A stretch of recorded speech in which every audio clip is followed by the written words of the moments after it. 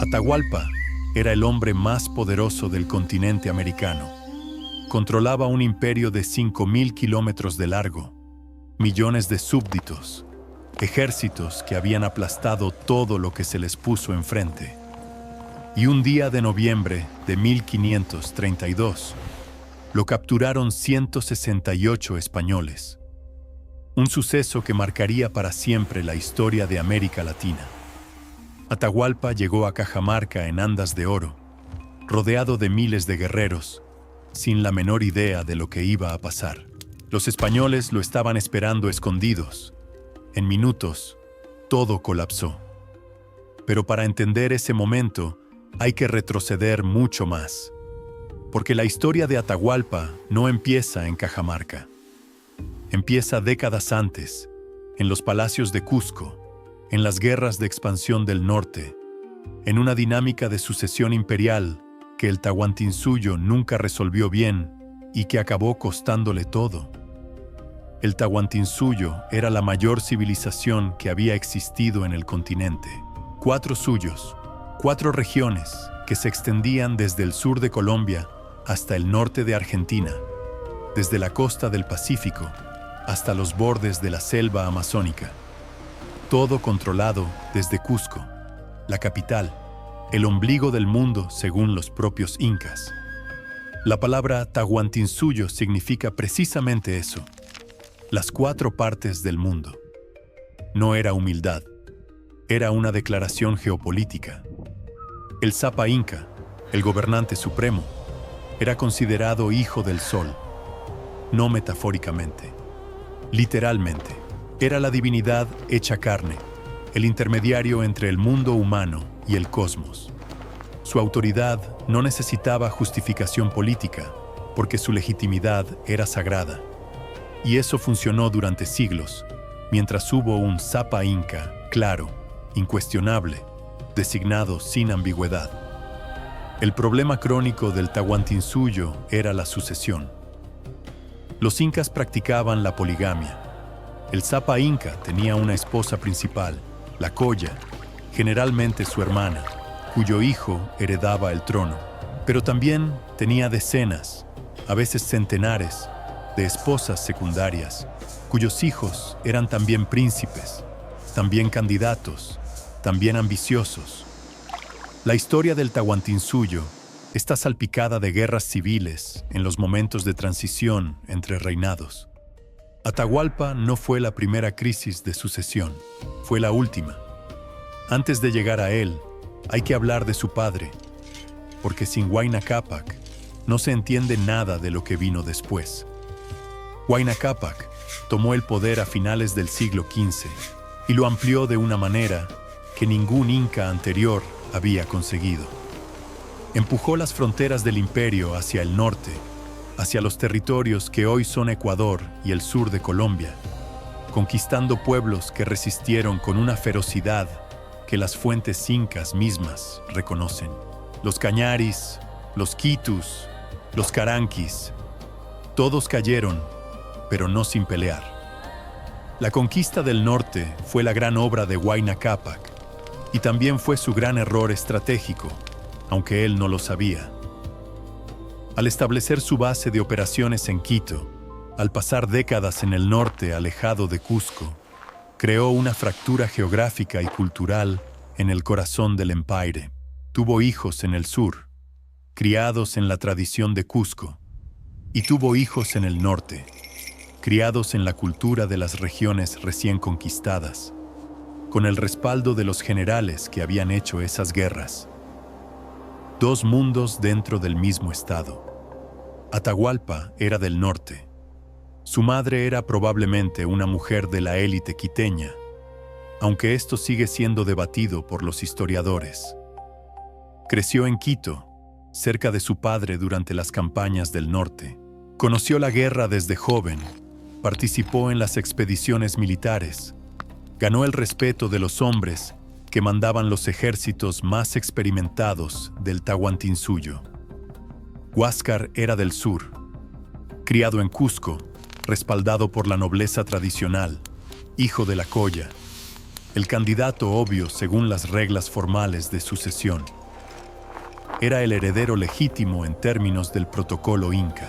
También era, por todas las cuentas que han llegado hasta nosotros, un hombre de carácter difícil, impulsivo, cruel con sus enemigos, desconfiado incluso con sus aliados.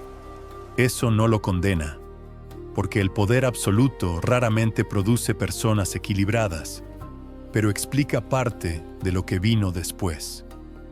Huayna Cápac murió alrededor de 1527.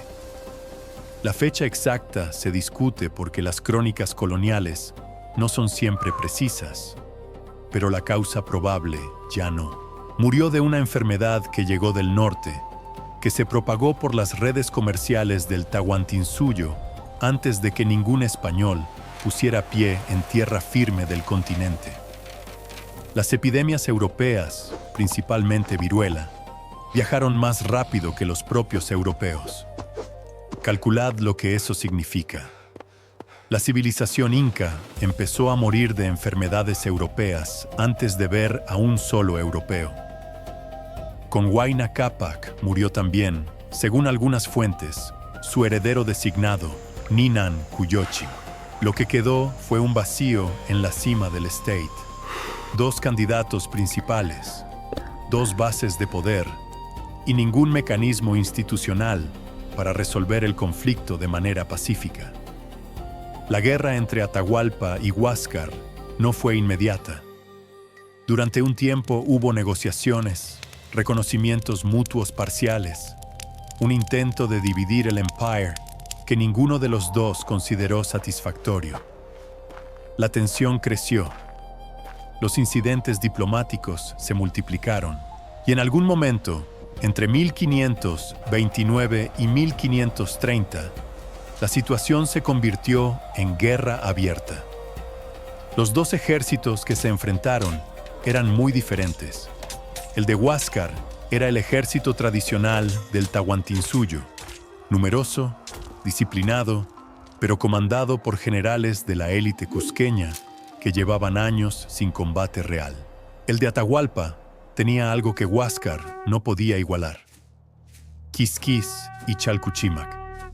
Estos dos nombres merecen más atención de la que suelen recibir.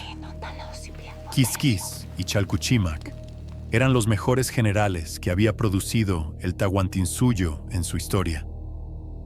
Habían pasado décadas en las guerras del norte con Huayna Cápac, comandando campañas en terrenos difíciles contra enemigos que no se rendían fácilmente. Conocían la logística, la táctica, la psicología del combate. Cuando Atahualpa los puso al frente de su ejército, el resultado de la guerra quedó prácticamente sellado, aunque la lucha tardó años en resolverse. La campaña fue larga y tuvo altibajos. Huáscar ganó algunas batallas iniciales. Las fuerzas de Atahualpa tuvieron que retirarse en ocasiones, reorganizarse, cambiar de táctica. Pero la tendencia fue constante. El norte avanzando hacia el sur, empujando hacia Cusco. Cada batalla que perdían las tropas de Huáscar les costaba hombres que no podían reponer tan fácilmente como las tropas curtidas del norte. La batalla decisiva, que los cronistas llaman de distintas maneras, se libró en el valle de Quipaipán, cerca de Cusco. Las fuerzas de Huáscar fueron destruidas. El propio Huáscar intentó escapar. Fue capturado, llevado ante los generales de su hermano. Las noticias llegaron a Atahualpa a Cajamarca. Había ganado. Hay un detalle en este momento que me parece significativo. Atahualpa estaba en Cajamarca, en los baños termales que los incas habían construido allí, descansando después de años de guerra. Era un lugar de recuperación, de celebración contenida. El Tahuantinsuyo era suyo. Y fue exactamente en ese momento cuando llegaron los primeros informes sobre los extranjeros de la costa. Los españoles no eran desconocidos para Atahualpa.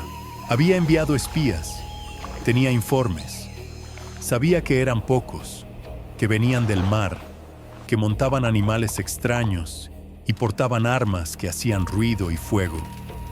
Sus espías también le habían dicho cosas incorrectas, que los caballos eran inútiles de noche, que las armas de fuego disparaban una sola vez, que los hombres con armadura metálica eran lentos y torpes. Información parcialmente verdadera, parcialmente distorsionada por observadores que no tenían el marco conceptual para entender lo que estaban viendo. Francisco Pizarro llegó a la costa del Tahuantinsuyo en 1532 con 168 hombres. Ese número sigue siendo difícil de procesar. 168. Para ponerlo en perspectiva, el ejército que Atahualpa tenía acampado alrededor de Cajamarca cuando Pizarro llegó se estima entre 40,000 y 80,000 guerreros, dependiendo de la fuente.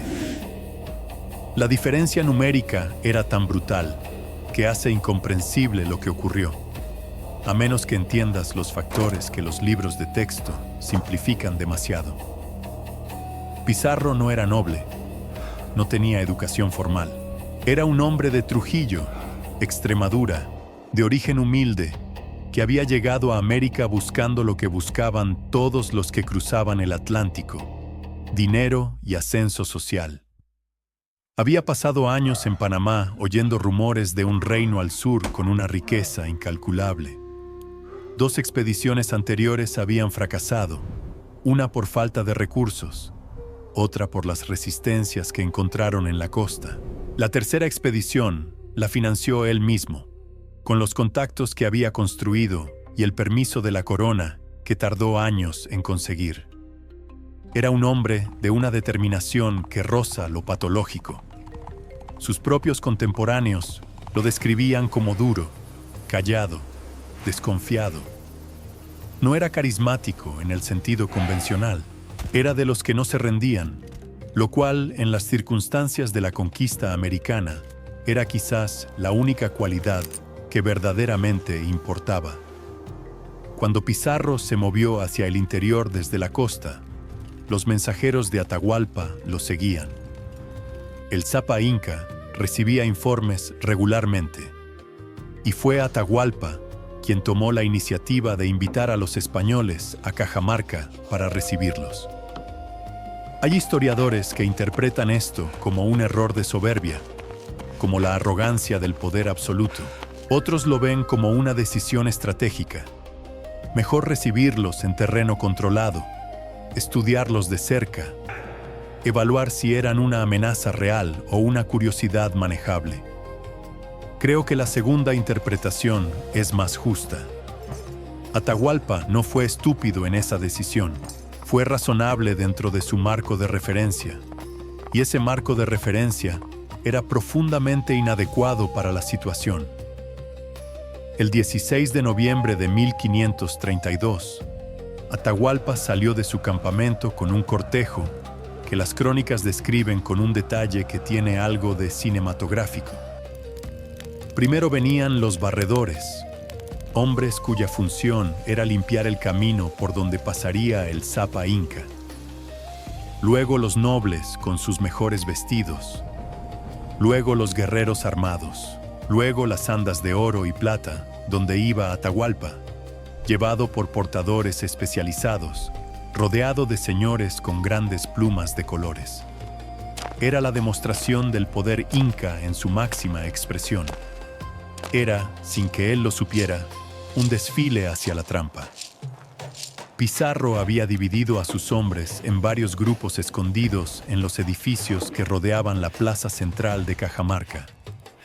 Los jinetes en un lado, los infantes en otro, los arcabuceros estratégicamente situados. Habían planeado esto con una frialdad calculada. Sabían que si algo salía mal, no había escapatoria posible. Eran 168 en medio de decenas de miles. La emboscada era la única opción viable. No había plan B. El fraile Vicente de Valverde avanzó hacia las andas de Atahualpa. Con él iba Felipillo, un intérprete joven de dudosa competencia lingüística, cuya traducción de ese momento histórico probablemente fue imprecisa en detalles cruciales. Valverde hizo el requerimiento, ese documento legal que los españoles usaban para justificar la conquista. En nombre del rey de España y del Papa, exigía la sumisión del gobernante nativo al poder cristiano. Si Atahualpa hubiera entendido perfectamente lo que le estaban diciendo, la respuesta habría sido igualmente de rechazo.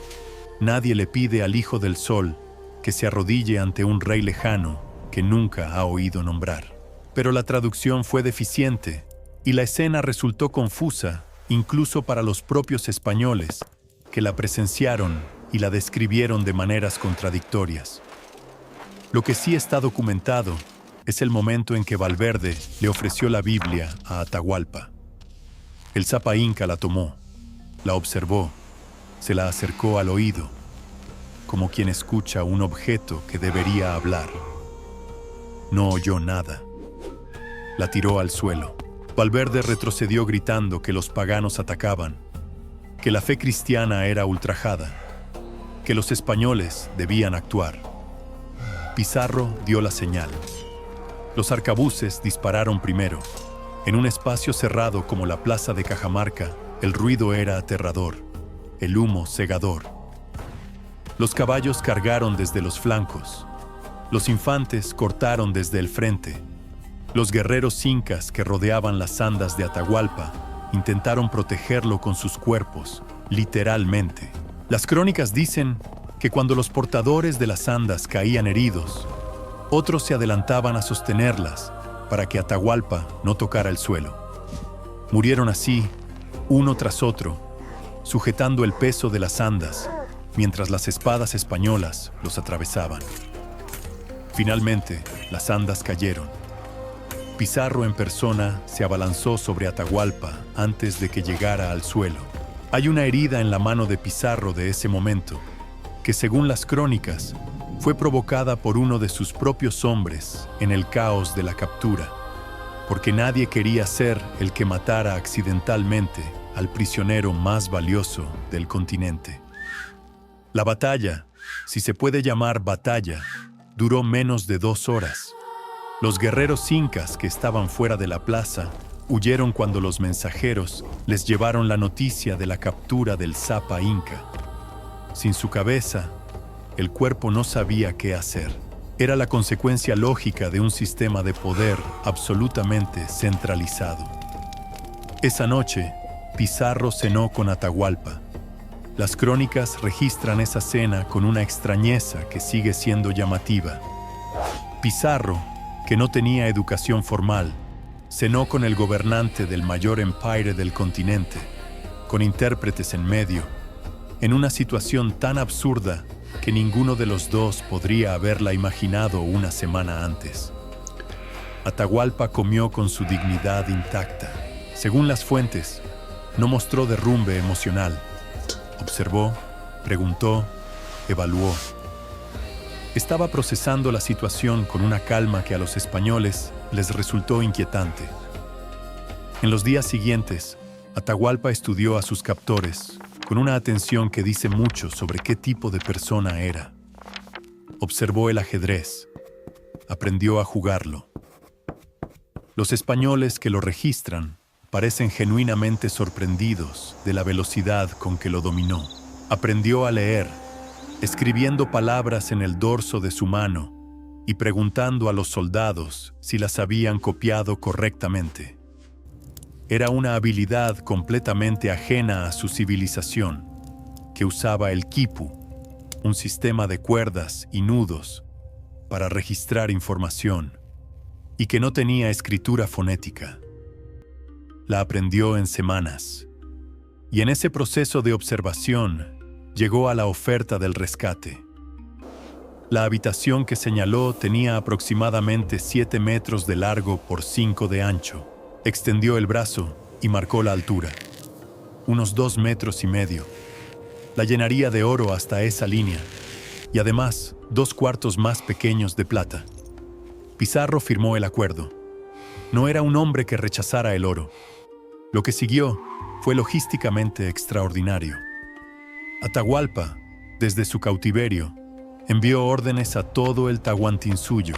Los mensajeros corrieron por los caminos incas, esa red de carreteras que conectaba el Empire de norte a sur, llevando la instrucción del Zapa Inca.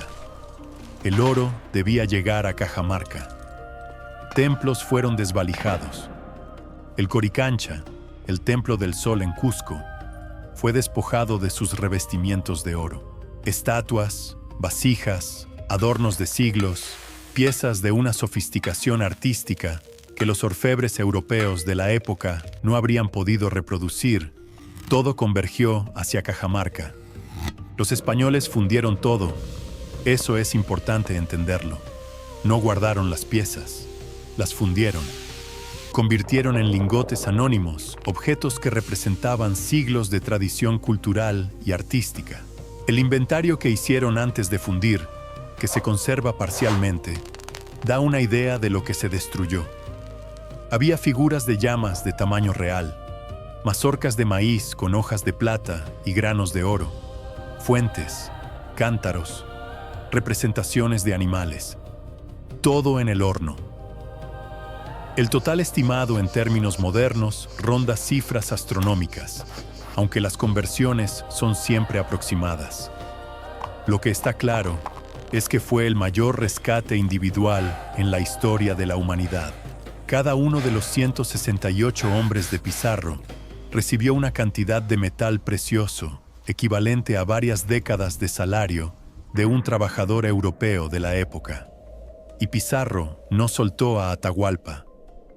No hay manera de presentar esto de forma neutral. Fue una traición en los términos más directos del concepto. El trato era claro, el rescate se había cumplido, y Pizarro lo incumplió. Las razones que dio fueron políticas. Rumores de que los generales de Atahualpa en el norte estaban movilizando ejércitos para atacar a los españoles. Había algo de verdad en eso. Rumiñahui, en Quito, efectivamente estaba movilizando tropas, pero la decisión de matar a Atahualpa tenía poco de respuesta táctica y mucho de eliminación preventiva de una amenaza política de largo plazo. Durante los meses de cautiverio, Atahualpa había seguido gobernando con una eficacia que incomodaba a Pizarro. Las órdenes salían de su prisión y el Tahuantinsuyo las obedecía. Era prisionero de los españoles y Zapa Inca al mismo tiempo, y esa dualidad era insostenible para los conquistadores. Un gobernante nativo vivo, con autoridad reconocida por millones de personas, era un riesgo permanente. También tomó decisiones que le complicaron la posición ante sus propios nobles. La más importante fue la orden de ejecutar a Huáscar. Su hermano, capturado al final de la guerra civil, estaba siendo transportado hacia Cajamarca cuando llegó la orden de matarlo. Atahualpa temía que Pizarro pudiera usarlo como alternativa, coronar a Huáscar, legitimado por la nobleza cusqueña, y controlar el Tahuantinsuyo a través de él. Era una lectura política correcta del peligro, y lo eliminó. Eso le costó apoyo entre la élite del Cusco, que nunca le había tenido simpatía y que ahora tenía una razón adicional para no defenderlo. Cuando llegó el juicio, las voces que podrían haber hablado por Atahualpa callaron. El juicio fue una farsa legal elaborada. Pizarro convocó un tribunal con los hombres que tenía disponibles, la mayoría sin formación jurídica relevante. Los cargos incluían idolatría, poligamia, matar a su hermano y conspirar contra los españoles. Algunos de los cargos eran verdaderos, otros eran aplicar leyes europeas a prácticas perfectamente normales dentro del Tahuantinsuyo. La poligamia era una institución del Estado inca. La religión politeísta era la de su civilización. La muerte de Huáscar era una decisión de guerra civil interna. Hernando de Soto, uno de los capitanes más respetados de la expedición, se opuso abiertamente a la ejecución. Había pasado tiempo con Atahualpa, lo respetaba y argumentaba que una ejecución sin autorización del rey de España sería un error político y legal. Pizarro lo envió en una misión de reconocimiento para mantenerlo ocupado mientras el juicio avanzaba. La condena fue a muerte en la hoguera. Los sacerdotes le explicaron a Atahualpa, a través de intérpretes, lo que implicaba. Ser quemado destruiría su cuerpo, impediría la preservación de su momia, cortaría la continuidad sagrada que el rito funerario inca garantizaba. Para él, eso era algo peor que la muerte biológica. Era la extinción de su identidad, más allá del mundo físico. Le ofrecieron la alternativa: bautizarse, convertirse al cristianismo, y la ejecución sería por garrote, una muerte más rápida que preservaba el cuerpo. Atahualpa evaluó la situación con la misma frialdad pragmática que había mostrado durante todo su cautiverio. No era conversión religiosa, era una decisión sobre qué forma de muerte prefería. Aceptó el bautismo. Lo llamaron Juan, en honor a San Juan Bautista, porque ese día era su festividad según el calendario católico. El 29 de julio de 1533, Atahualpa fue ejecutado en la plaza de Cajamarca. Tenía entre 30 y 35 años. La guerra civil que ganó duró años. Su reinado efectivo sobre el Tahuantinsuyo completo duró meses, y el cautiverio que lo mató duró menos de un año. Cuando Hernando de Soto regresó de su misión de reconocimiento y supo lo que había pasado, lloró. Eso también está en las crónicas. Un conquistador español, hombre acostumbrado a la violencia de la conquista, lloró por la muerte de Atahualpa, no porque fuera un hombre especialmente sensible, sino porque entendía que lo que Pizarro había hecho era un error que iba a costar caro. Tenía razón, aunque las consecuencias tardaron en manifestarse. El colapso del Tahuantinsuyo no fue instantáneo, y ese es uno de los malentendidos más frecuentes sobre la conquista. La muerte de Atahualpa no fue el fin del empire, fue el corte del nervio central, el que dejó al cuerpo sin coordinación. Pero el cuerpo siguió moviéndose, resistiendo, reorganizándose durante décadas. Pizarro entró en Cusco en noviembre de 1533, 4 meses después de la ejecución de Atahualpa. Instaló a Túpac Hualpa como Zapa Inca, un candidato de la nobleza cusqueña que moriría pronto. Luego a Manco Inca, otro miembro de la familia real, que durante un tiempo colaboró con los españoles y luego entendió que la colaboración no iba a ir a ningún lado bueno. Manco Inca se rebeló en 1536. Lo que organizó fue impresionante. Un ejército de entre 100,000 y 200,000 guerreros, dependiendo de la fuente, que puso sitio simultáneo a Cusco y Lima. Los españoles en Cusco estaban en una situación desesperada. Las crónicas de ese periodo son brutales. Semanas de combate permanente. Los incas usando hondas con piedras incandescentes para incendiar los tejados de paja de la ciudad. Los españoles intentando hacer salidas nocturnas para romper el cerco. La fortaleza de Sacsayhuamán, construida por los propios incas encima de Cusco, fue el escenario de algunos de los combates más duros. Los guerreros de Manco Inca la defendieron durante días. Murió en esa batalla Juan Pizarro, hermano de Francisco, uno de los pocos momentos donde los conquistadores pagaron un precio personal significativo en la guerra. El sitio de Cusco duró meses y fracasó, pero no por superioridad militar española. Fracasó porque el ejército inca necesitaba ir a sus tierras para la siembra. El calendario agrícola era impostergable. En el Tahuantinsuyo, los ejércitos eran movilizaciones temporales de campesinos, no ejércitos profesionales permanentes. Cuando llegó el momento de plantar, los guerreros se fueron. Manco Inca no pudo retenerlos. Eso revela algo importante sobre la estructura del Tahuantinsuyo que la conquista española explotó. Era un state construido sobre la reciprocidad, sobre la movilización temporal de recursos humanos para proyectos definidos. El servicio al Zapa Inca era una obligación sagrada, pero también era estacional.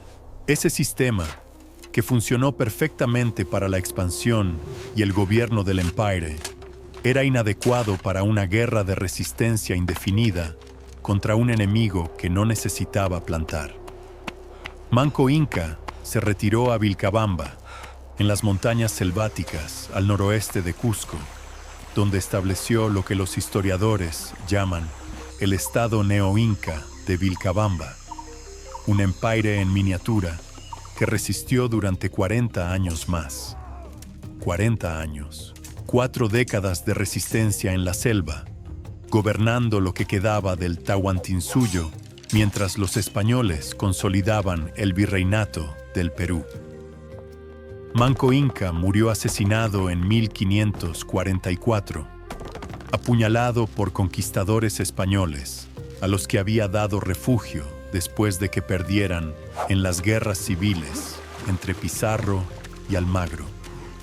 Confió en ellos. Fue su último error. Sus hijos continuaron. Zaire Túpac negoció con los españoles y salió de Vilcabamba a cambio de tierras y títulos. Murió pronto, probablemente envenenado. Titu Cuzi gobernó Vilcabamba durante años, con una mezcla de diplomacia y resistencia. Mantuvo el estado neo-inca vivo. Incluso dictó sus memorias a un fraile español, que se conservan y son una fuente extraordinaria. Murió en 1571. El último fue Túpac Amaru. Cuando murió Titu Cuzi, los españoles decidieron que era el momento de acabar con el estado de Vilcabamba definitivamente. El virrey Francisco de Toledo lanzó una expedición militar al interior. Vilcabamba cayó. Túpac Amaru fue capturado, llevado a Cusco y ejecutado públicamente en la Plaza Mayor en 1572. 40 años después de Cajamarca, en la misma ciudad sagrada que Atahualpa había ganado en la guerra civil, el último Zapa Inca moría en manos de los mismos conquistadores que habían capturado a su tío. La historia tiene esa clase de simetrías brutales. Francisco Pizarro no vivió para ver eso. Murió en Lima en 1541, apuñalado en su propio palacio por los hombres de Diego de Almagro el Joven, cuyo padre Pizarro había mandado ejecutar después de la batalla de las Salinas. La conquista se comió a sus protagonistas con la misma eficiencia con que había devorado el Tahuantinsuyo. Hernando de Soto, el que lloró por Atahualpa, pasó los años siguientes en la conquista de Florida y murió en el Mississippi en 1542, de fiebre, sin encontrar el oro que buscaba. Los generales incas de Atahualpa también tuvieron finales violentos. Chalcuchimac fue quemado vivo por los españoles. Quisquis fue asesinado por sus propios hombres cuando se negó a rendirse. Nadie salió bien de esa historia. Eso también es parte de ella. Quiero detenerme en algo que los relatos de la conquista muchas veces pasan por alto.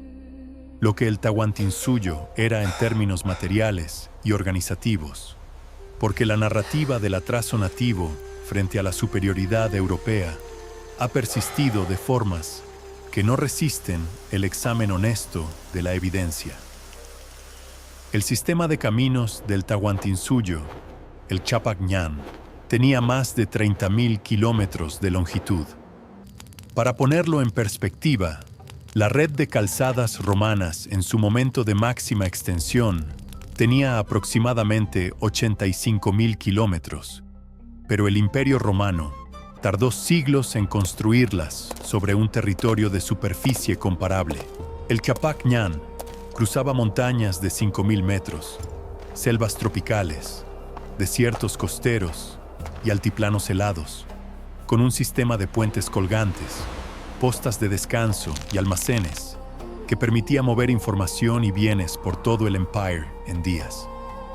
Los chasquis, los mensajeros del Tahuantinsuyo, podían llevar un mensaje de Quito a Cusco, más de 2.000 kilómetros, en menos de una semana, corriendo en relevos por los caminos de montaña. Los propios españoles quedaron asombrados y usaron esa red de caminos para moverse por el territorio. Todavía existen tramos del Chapacñán, todavía se pueden caminar. La agricultura inca era una ingeniería. Los andenes, las terrazas construidas en las laderas de los Andes, son estructuras hidráulicas y de control de temperatura que permitían cultivar en altitudes donde de otra manera era imposible. Tenían sistemas de irrigación complejos, gestionaban una biodiversidad agrícola extraordinaria, más de 3.000 variedades de papa, cientos de variedades de maíz, cultivos adaptados a cada microclima de los Andes. Cuando los españoles llegaron, el Tahuantinsuyo no pasaba hambre. Era un empire que gestionaba la abundancia. El sistema de redistribución económica, la minca y el aini, funcionaba sin mercados ni dinero. El state almacenaba excedentes en miles de depósitos distribuidos por todo el territorio y los redistribuía en casos de hambruna, guerra o desastre natural. Era un sistema de seguridad social antes de que ese concepto existiera en Europa. Los cronistas españoles que llegaron con la conquista describían esos almacenes con asombro, llenos de comida, ropa, armas, todo clasificado y ordenado. Cuento todo esto porque la pregunta de qué se perdió con la conquista no tiene una respuesta simple de superioridad o inferioridad. Se perdió un sistema de organización del mundo que era diferente del europeo, con ventajas y deficiencias propias. Y esa pérdida fue dramáticamente acelerada por la conquista, que destruyó las instituciones en décadas, cuando de otra forma habrían evolucionado en siglos. Vuelvo a Atahualpa, porque es a él a quien esta historia pertenece en su núcleo. Hay una pregunta que los historiadores se siguen haciendo y que no tiene respuesta definitiva. ¿Podría haber resultado diferente? Mi lectura, que no es la única posible, pero creo que tiene base en la evidencia, es la siguiente. La conquista española del Tahuantinsuyo no fue inevitable en el sentido fatalista con que a veces se presenta. No era que 168 hombres con armas de fuego siempre iban a derrotar a millones. Los arcabuces del siglo XVI disparaban lentamente, se mojaban con la lluvia, fallaban. Los caballos tenían ventaja en campo abierto, pero no en montaña ni en selva. La armadura metálica era sofocante a la altitud de los Andes. Lo que hizo posible Cajamarca fue una combinación de factores que confluyen en el mismo momento, con una precisión que parece casi diseñada para destruir al Tahuantinsuyo. La guerra civil entre Atahualpa y Huáscar había agotado al Empire, dividido a sus élites y creado un resentimiento interno que los españoles explotaron. Las epidemias habían matado entre un 20 y un 50% de la población en los años anteriores a la llegada de Pizarro, según estimaciones que varían, pero que ningún historiador serio niega. El sistema de poder absolutamente centralizado en el Zapa Inca se convirtió en una vulnerabilidad fatal en el momento en que el Zapa Inca fue capturado. Y Atahualpa subestimó a los españoles, no por arrogancia vacía, sino por una incapacidad epistemológica que era perfectamente comprensible. No tenía los instrumentos conceptuales para evaluar correctamente una amenaza que no tenía precedente en su mundo. Los pueblos del Tahuantinsuyo hacían la guerra de una manera determinada. con objetivos determinados, dentro de un código que todos los participantes entendían. Los españoles hacían la guerra de otra manera completamente diferente, sin ese código compartido, sin límites equivalentes. Es fácil, desde el siglo XXI, decir que Atahualpa debería haber atacado a los españoles antes de llegar a Cajamarca, que debería haber movilizado sus ejércitos del norte desde el primer aviso, que no debería haber confiado en el trato sobre el rescate. Es fácil porque tenemos 500 años de perspectiva que él no tenía. En su momento, con su información, sus decisiones tenían una lógica interna que se sostiene. Lo que no se sostiene, desde ningún ángulo que se mire, es la ejecución. Ni siquiera desde la lógica de la conquista española.